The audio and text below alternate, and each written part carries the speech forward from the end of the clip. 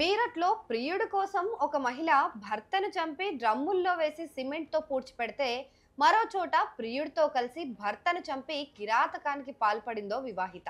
కానీ ఇప్పుడు మనం చెప్పబోయే కథలో మహిళ చేసిన పని చూస్తే వణికిపోతారు. అనారోగ్యంతో బాధపడుతున్న భర్తను ఆమె వదిలించుకోవాలని చూసిన తీరు చూస్తే ఒళ్ళు జలతరించకుండా ఉండదు. ఈ ఘటన నగరం నడిబొడ్డున చోటు చేసుకుంది. అనారోగ్యంతో బాధపడుతున్న భర్తను ఎంతో జాగ్రత్తగా చూసుకోవాల్సిన భార్య ఏకంగా చంపి కాటికి పంపింది.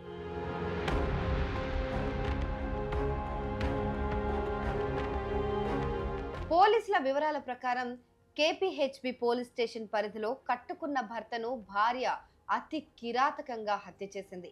కేపీహెచ్బిలోని మిత్రా హిల్స్ లోని ఓ అపార్ట్మెంట్ లో కవిత, ఆమె భర్త సాయిలు వాచ్మెన్ గా పనిచేస్తున్నారు.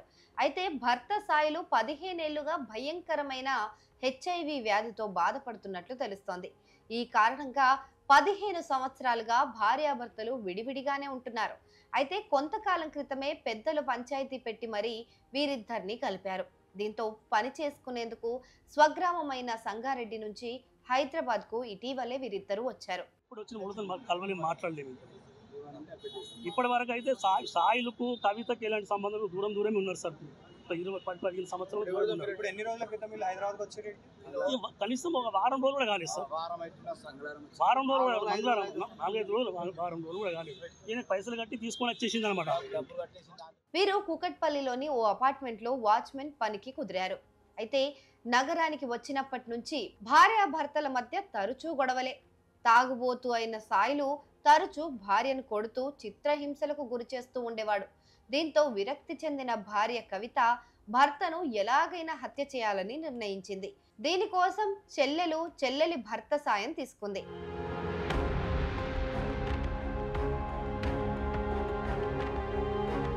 వారి ప్లాన్ లో భాగంగా సాయిలను చంపేందుకు ముందుగా కవిత, ఆమె చెల్లెలి భర్త కలిసి కరెంట్ షాక్ ఇచ్చారు. అప్పటికి కూడా అతడు చనిపోకపోవడంతో ఉరివేసి చంపినట్టు తెలుస్తోంది. ఆపై మృతదేహాన్ని పూడ్చిపెట్టేందుకు ఆటోలో బయలుదేరారు. ఆటో డ్రైవర్ కు అనుమానం రావడంతో వాళ్లను ప్రశ్నించాడు. అతడిని కూడా బెదిరించారు. దీంతో ఆటో డ్రైవర్ వారిని వారు చెప్పిన ప్రదేశంలో విడిచిపెట్టి వెళ్లిపోయాడు.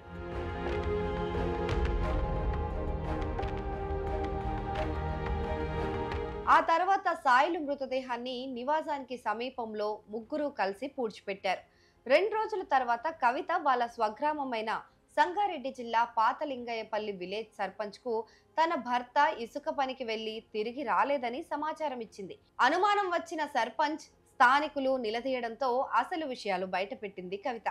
సర్పంచ్ ఇచ్చిన ఫిర్యాదు మేరకు కేపీహెచ్బి పోలీసులు కేసు నమోదు చేసి దర్యాప్తు చేపట్టారు.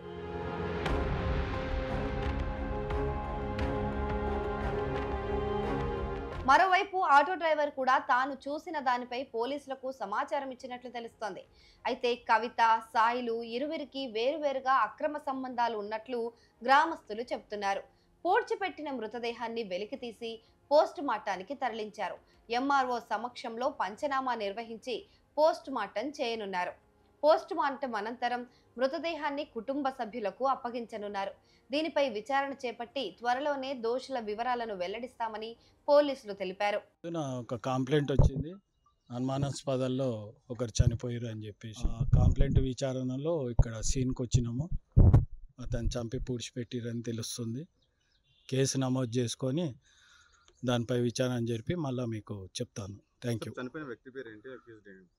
చనిపోయిన వ్యక్తి పేరు సాయిలు అని తెలుస్తుంది. అక్యూజ్లు ఇంకా పేర్లు తెలియవు మనకు.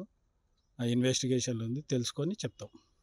సాయిలు ఏం చేస్తున్నాడు సార్? అసలు సాయిలు వాచ్మెన్ పనిచేస్తాడు. ఇప్పుడు దాన్ని ఎంఆర్ఓ వాళ్ళు పిలిపించి చేపియాల్సి ఉంటుంది. ఇన్వెస్టిగేషన్ చేసిన తర్వాత తదుపరి విషయాలు మీకు చెప్తాం. 2 days అవుతుంది. ఒకప్పుడు భార్యలను హింసించడం, మరొకరితో వివాహేతర సంబంధం పెట్టుకోవడానికి అడ్డుగా ఉందని భార్యను తొలగించడం వంటి దారుణాలు ఎన్నో విన్నాం, చూసాం. కానీ ఇప్పుడు అంతా రివర్స్ అయిపోయింది. ఇటీవలి కాలంలో భర్తలను చంపే భార్యల సంఖ్య ఎక్కువైపోయింది. అడ్డొస్తున్నాడంటే చాలు చంపడం తప్ప మరో ఆలోచన ఉండటం లేదు. ఇలా భార్యలే భర్తలపై విరుచుకుపడుతున్నారు. తమ ప్రేమయానానికి అడ్డుగా వస్తున్నారని భర్తలను నిర్దాక్షిణ్యంగా వదిలించుకుంటున్నారు. అంతవరకు సాఫీగా సాగుతున్న సంసారంలోకి మరొకరి ఎంట్రీతో కుదేలవుతున్న ఘటనలే ఎక్కువగా కనిపిస్తున్నాయి.